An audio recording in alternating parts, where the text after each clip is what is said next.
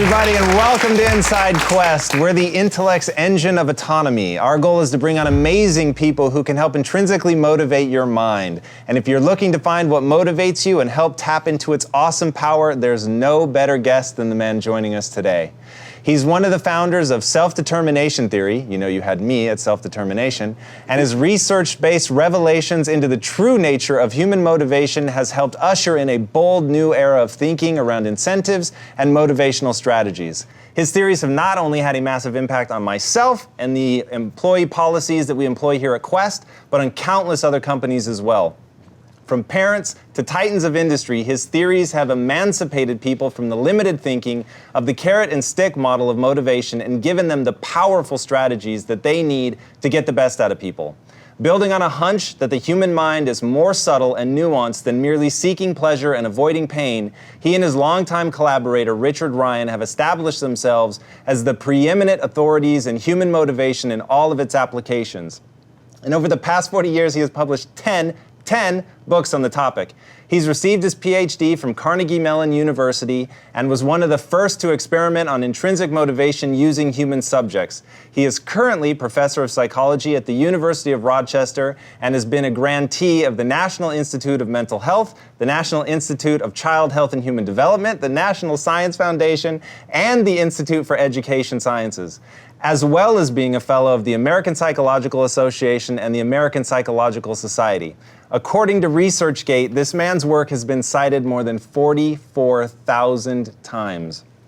Please help me in welcoming the man whose writings have been translated into at least 7 languages and who has lectured and consulted for corporations, public school systems, mental health agencies, universities, and government bureaus in more than 15 different countries around the world.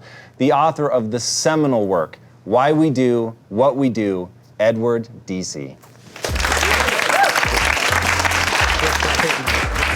Thank you so much. Such a pleasure to have you on the show. It's great to be here. It is. You have a very cool show, and so it's a pleasure to be part of it. Thank you. Really appreciate that. So I am utterly fascinated by the area of research that you've given your entire career over to. It's true. Why is it so important to you, and how can these guys use it to empower themselves to achieve what they want in their lives? Well, you know, everybody talks about motivation, and they talk about it in terms of amount. How much motivation do you have? How do I get my employees more motivated to work for me? How do I get my kids less motivated to be playing video games, and so on? And when I started studying motivation when I was a new graduate student, this didn't seem right to me, because the implication of it was, if you want to motivate somebody, you just get tons and tons of incentives and throw it at the person. But it didn't seem right to me because of my own experiences growing up. I knew that I had different kinds of motivation. For example, I was in classes sometimes with teachers who I loved, who were teaching things that were really interesting in ways that were very engaging. And man, I was just right there learning. But I was in other classes where I didn't like the teachers, I didn't like the topic, I didn't like the way they were giving it to me. I was still motivated, but I was motivated really to please my parents, not because there was anything about that classroom or that topic that turned me on. And so that really led me to believe that there are different kinds of motivation, and if we really want to understand how to facilitate high-quality behavior, we've got to think about kinds of motivation instead of just the amount of motivation. So, okay, making it specific to the people that watch the show, basically the whole paradigm of the show is we're going to bring you the people and things that can help you improve your life, as you see fit, right? And you talk a lot about how individualized all of this is. Going back to quality of motivation, why exactly does it matter? And I'll ask it a different way. How does it manifest when you're extrinsically motivated by something like money or fame, which is powerful, right? We see kids, they idolize people for that, they chase it, it's their big dream. Right. So how is it that ubiquitous form of motivation ends up It's giving you the gold inferior. standard in lots of places. The problem with money is that think about yourself as a kid. How did your parents or other people get you to do what they wanted you to do? They'd give you rewards for doing it. Lots of times it was money, but other kinds of rewards as well. Okay, well, too bad. If only. Sorry for you. But we've come to think about it as a way to control other people. Yeah. In a sense, motivation is a euphemism for control when you're talking about money, threats of punishment, evaluations, deadlines. All those things that we think of as motivators are really attempts to control other people. How do you like it when people try to control you? I mean, in one sense, if they're controlling you with big bucks, oh yeah, I'm glad to have those.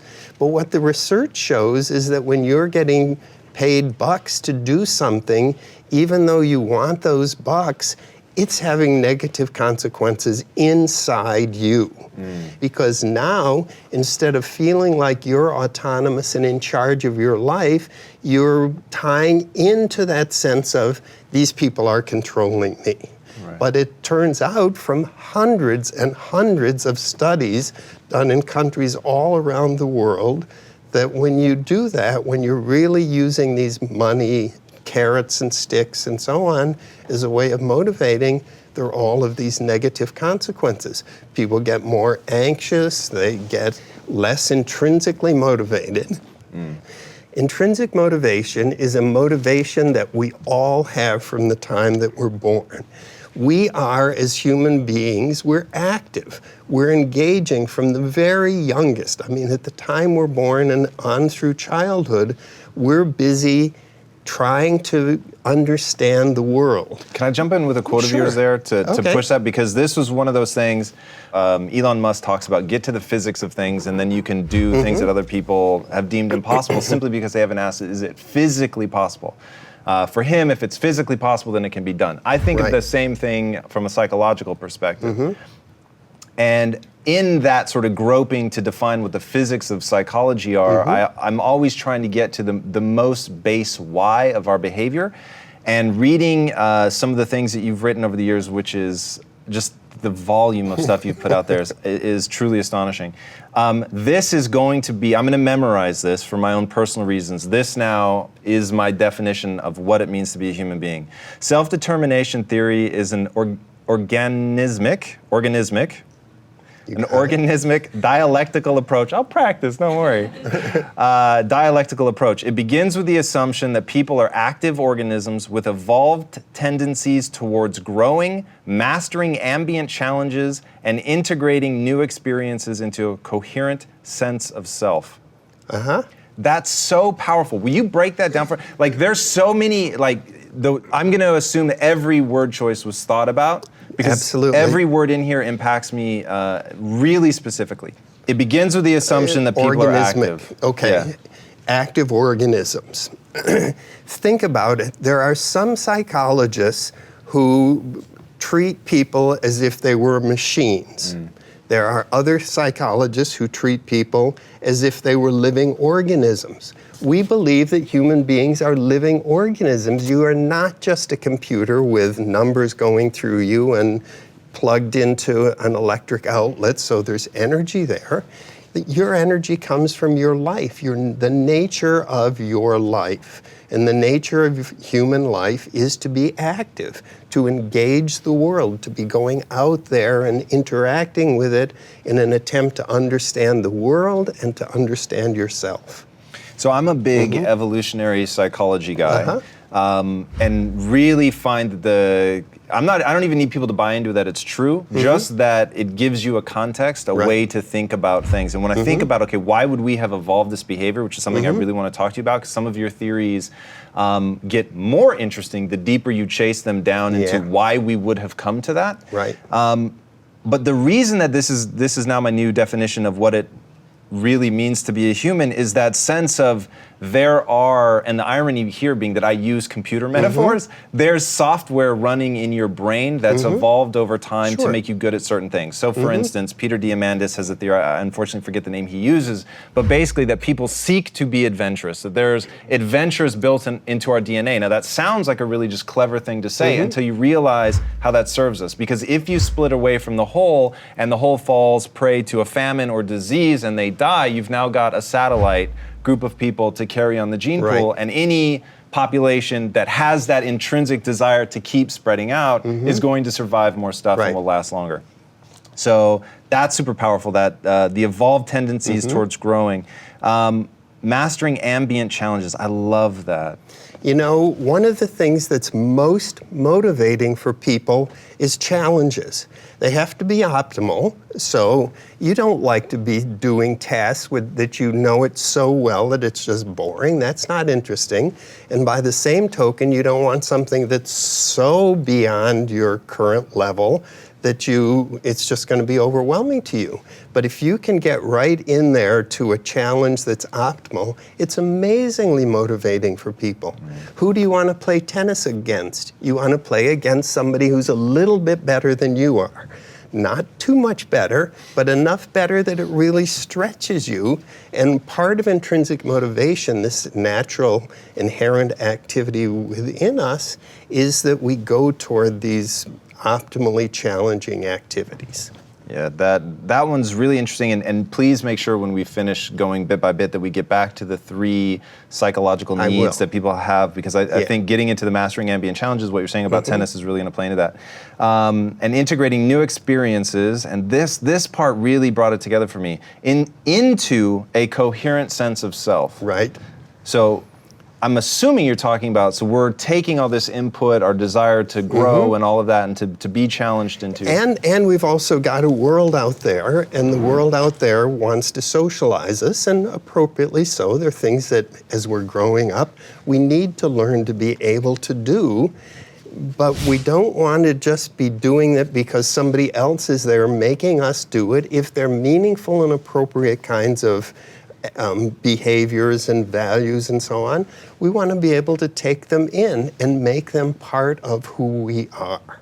You know, we have an identity, we have a self that's our understanding of ourselves, and over time that expands, it gets elaborated, but all the time we're also trying to make it harmonious and unified and integrated. One set of questions that I have for you is going to revolve around how that identity can get out of control and how people, namely the people watching this show, can break themselves out of that using some of the things I know that you teach. Cool. So first, walk us through the 3 psychological needs. So it's really quite simple. Everybody in the world, I think, agrees that we have certain physiological needs. You need oxygen. You need water, you need food, and you need sex, for example. So we have these physiological needs. My wife laughing, I'm not sure how to take that. Wonderful.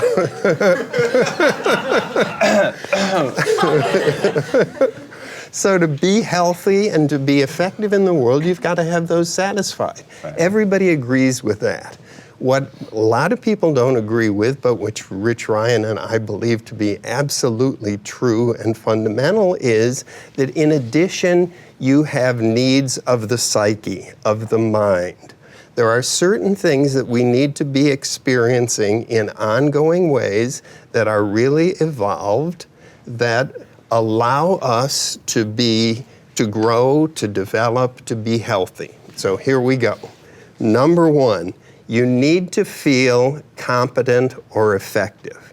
How do you like it when you fail an exam and then you fail another one and then your teacher tells you when you're incompetent or your boss does? We don't like to feel ineffective and incompetent, And when we do, we start to feel bad about ourselves, and it goes on long enough, and we start to experience depression and other negative consequences. So we all need to feel effective, and what that means is if somebody else is interested in motivating us, amongst the things they need to do is to create a workplace or a classroom or whatever it is, so that within that classroom you can do whatever it is and feel effective. In part, that means positive feedback. In part, it means getting the challenge just optimal, so you'll be able to usually meet it. Not always. If it's a challenge, you won't win every time, but still. Okay, so that's about competence. The second thing is relatedness. I mean, I don't understand how people can disagree with that. Don't you, in your life, feel like you want to have other people close to you? And feeling closeness and dependence is part of what that's about. So we all need to feel relatedness. That means if we're setting up a workplace or a classroom, we do it in such a way that people can relate to others, be supporting and encouraging others. Those others will be encouraging them, and so on. So that's the second one. And those two are relatively non-controversial. The one that's truly controversial is the third one, which is autonomy. Autonomy means that you do some activity, whatever it is we're talking about, with a full sense of willingness and volition. If you got reflective in that moment, you would think, yes, this is what I choose to be doing right now. That's what autonomy means, and it's coming from this inner activity and engagement and excitement that we all have as part of who we are. And when other people start pushing us around, micromanaging us, throwing carrots and sticks around, and even giving us money. As I said, we want the money, but we've also done lots of studies that show when you give people money, they begin to lose interest in whatever activity you were paying them for. So they won't do it any longer out of an interest and enjoyment of the activity, but they'll do it now just to get the money. Once you turn your attention to the money and away from the activity, you're in a whole different ballpark. So why do we, if intrinsic motivation is the most powerful motivation, why do we so universally default to the carrot and stick if it's not as powerful? Because we all have basic psychological needs: competence, autonomy, and relatedness. And if we don't get those needs satisfied in an ongoing way, then we begin to show the negative consequences, the extreme versions of which are psychopathology. And we live in a world where everybody can't be getting their needs met all of the time. Managers who are the best managers are the ones who can create circumstances where people's needs will be satisfied. So when people say to me things like, how do I motivate my employees? I say, you're asking the wrong question. It's not a matter of motivating your employees. It's a matter of creating the environment within which they will motivate themselves. Your job is to create that environment, and you do it in such a way as it's an environment that will allow them to be satisfying their basic needs. And if you're not a guy like you who's interested in those sorts of things, but you just want to micromanage and push things around, all we have to do is go back a little into your developmental history and find all of those kinds of situations where you were either being rejected or you were being demeaned because somebody thought you were incompetent, or people were controlling you and pushing you around, thinking that... And so you're saying I learned that method of then controlling other people? Yeah. Okay, so now I'm going to ask the question that I really want to ask. Okay, cool. So B.F. Skinner, learned helplessness, you get people coming into, I'll just say here, right? And I think that we're just an echo of virtually every other work environment. So many people come in what I call institutionalized. So it takes them so long to realize that we're not like other companies. So they come in institutionalized, they keep their head down, they do as little work as possible and avoid punishment at all costs, right? That's the mentality that they've been trained to have. Right. My question is, how do you create a situation where they will go from being historically in a pattern of behavior that almost systematically rejects intrinsic motivation, Okay. and get them to be self-motivated without a swift kick in the ass? You start relating to them as human beings, paying them respect to them, talking to them in ways where they feel like, oh, this person really is interested in me or cares about me. So you begin by building some kind of relationship there. You pay attention to when they are doing things that are effective, and then you're providing feedback to them in a very precise kind of way, which is, I really appreciate the great job that you just did on, and you specifically say what it is.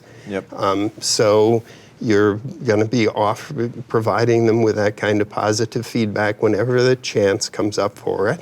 When they run into trouble and something goes wrong, one thing to do is to beat them up. I mean, not literally, but you know. But the alternative to that is, okay, let's just think about this as an event in which they can learn from it. It's a problem-solving event, and I, as your manager, am going to do as much as I can to have you participate very actively in that and think through, okay, how could I do this better next time? So even what's called negative feedback, we can do in ways that are very supportive of the people we're working for. We're going to be moving toward that with people who are coming in who aren't as intrinsically motivated and autonomous as we would like them to be. Autonomy support begins by taking the other's perspective. And as I'm willing to relate to you more from the perspective as how you see it, then you're going to be getting on board. The two of us are going to be moving together. Right. So it's always about this taking the other's perspective. So I have a confession. Okay. I am interested in things that you will find horrifying. Do you know what goats are? Not the animal. No. Greatest of all time. Oh. People who are the greatest of all time. Michael Jordan, right? Sure. Will you let me lump Steve Jobs in there just to have a business person? People who just have achieved the absolute highest level of measurable success, because I know success is a tricky word, and oh my God, unless people define it. But their universe, those two in particular, are symbols, icons even of success. Absolutely. So I'm not interested in getting somebody to the point where they're like, oh man, I really love my job, this is so much fun. That's not interesting to me. Like, I owe them that. I've got to at least get them there. But that's not where my head is. My head is, how do I light them so on fire for their own reasons, totally intrinsically, but how do I get them to want something for themselves so badly that they will keep going until they're the greatest of all time?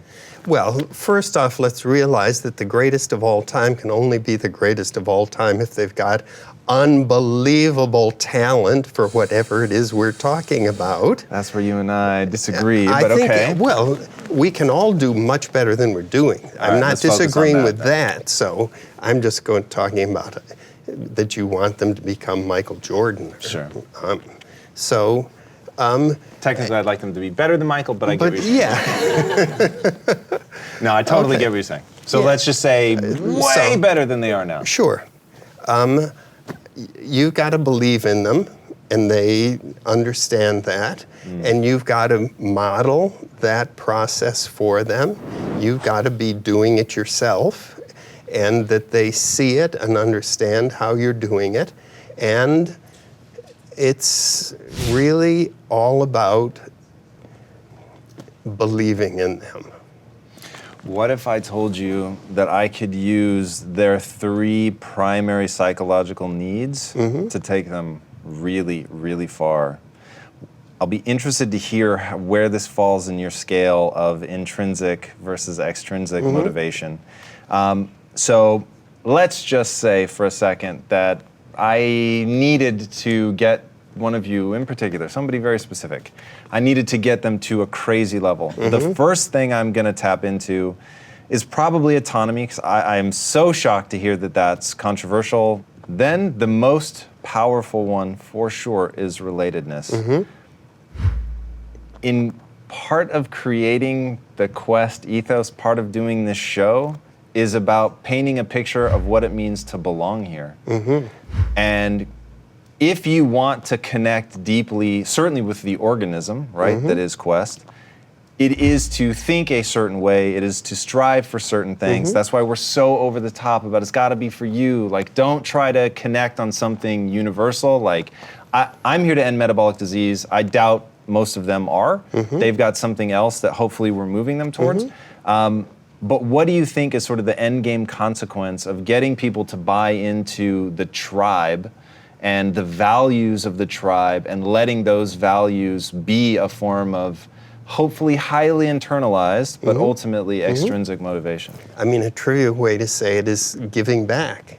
Do you really care about the people in the world and the values that you're holding, and therefore decisions that you're going to be making based on those values are things that, as best we can, are helping the people of the world? And it's not like everybody's going to change the world, but whatever groups we identify with, that we want to think about them and be helping them grow, develop, live life in a fuller way. So here's and this is all very true, by the way, I'm being totally candid, guard down.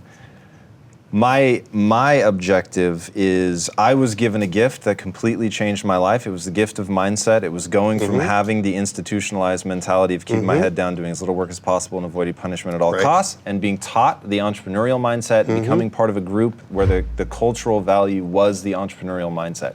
From there, everything was my desire to fit in, but every step of the way, as I went deeper into just my desire to become part of this group, I was learning and gaining things that were intrinsically valuable, in like a flow state, intrinsically valuable, where just like researching you for me was truly a joy.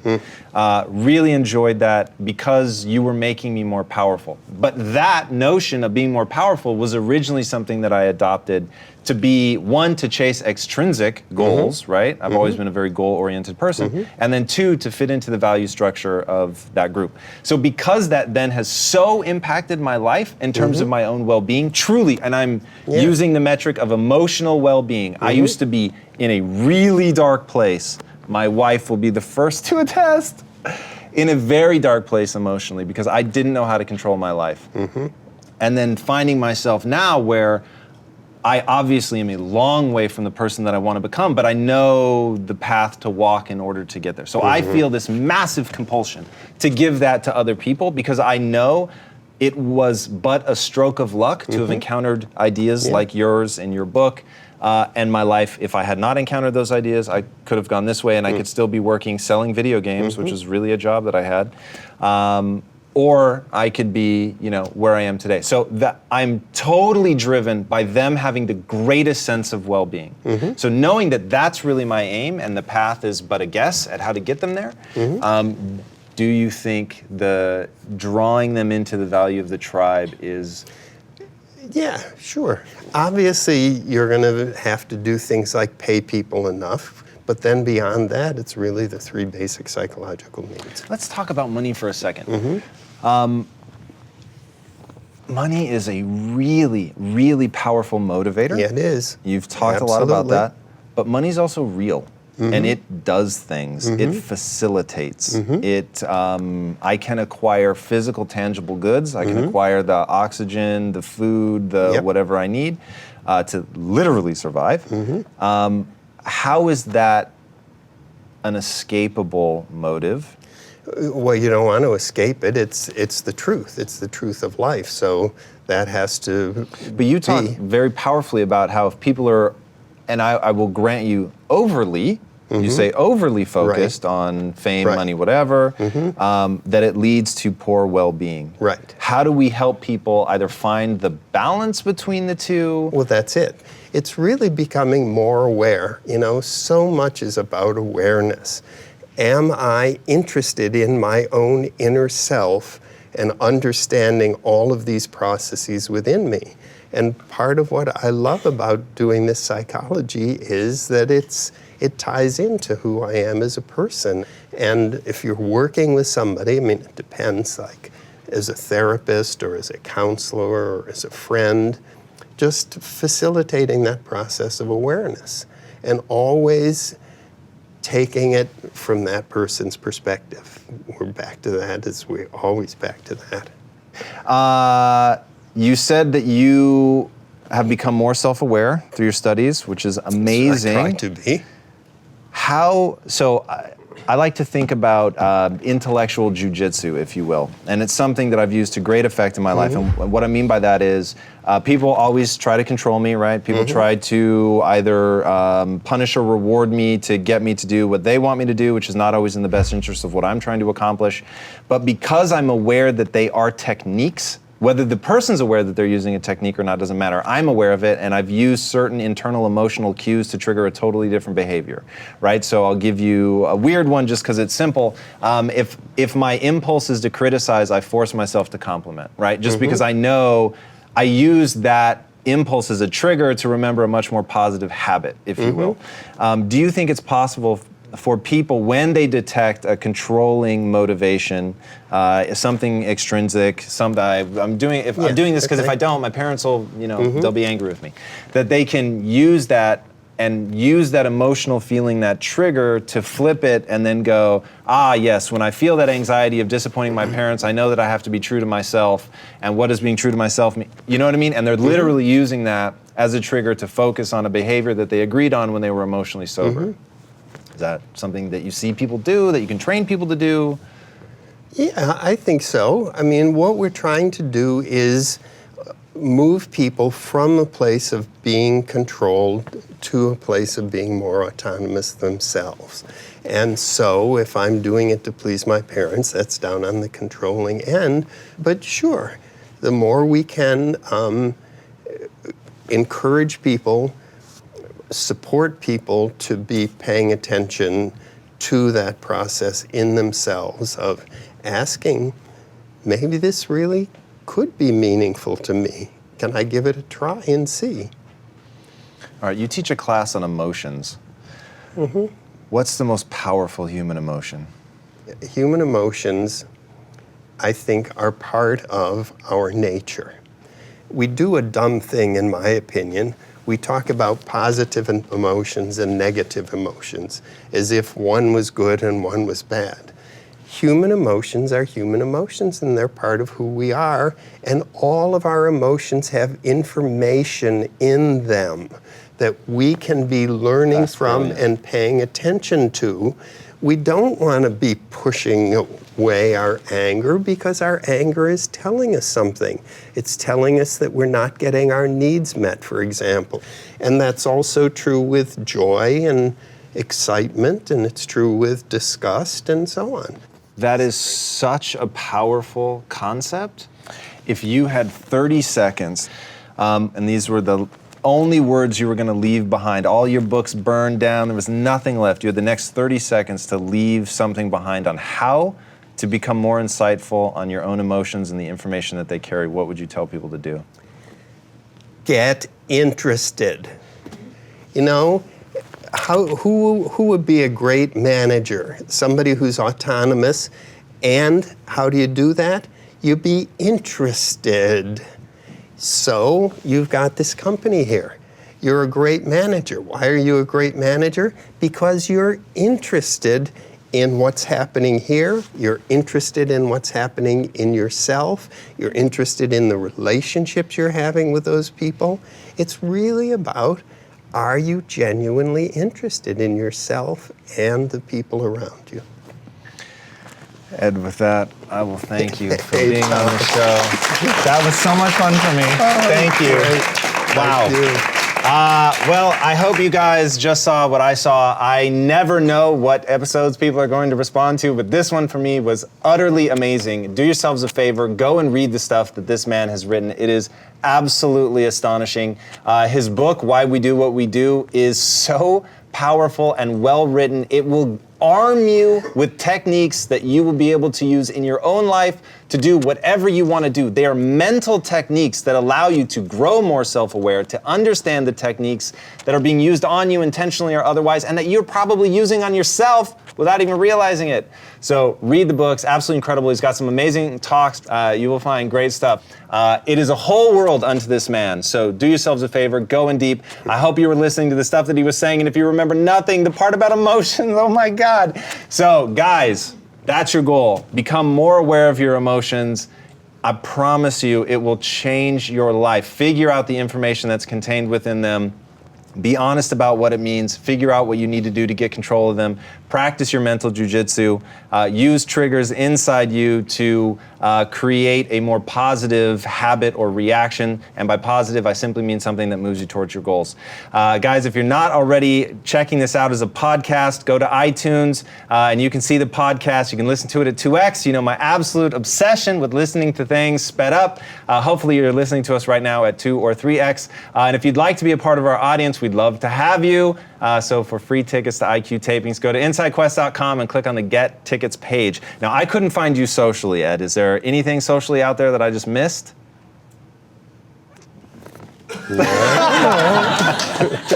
I'll take that as a no. Okay, well, yep, go to YouTube, my friends. Go to the bookstore, Amazon. Why We Do What We Do, Ed Deci, the man, the myth, the legend. Guys, thank you so much for joining us. If you haven't already, be sure to subscribe. Until next week, be legendary, my friends. Take care. Ed, thank you again. What a pleasure. It's great. It's fun. Coming up next, Inside Questions. I'm wondering how you find out what motivates people. Do you just ask outright the way Tom does when he's interviewing us, what motivates us, or is there another way that you go about it? We, Rich Ryan and I, we're scientists. We're empirical psychologists. So we go into the lab room and set up a situation.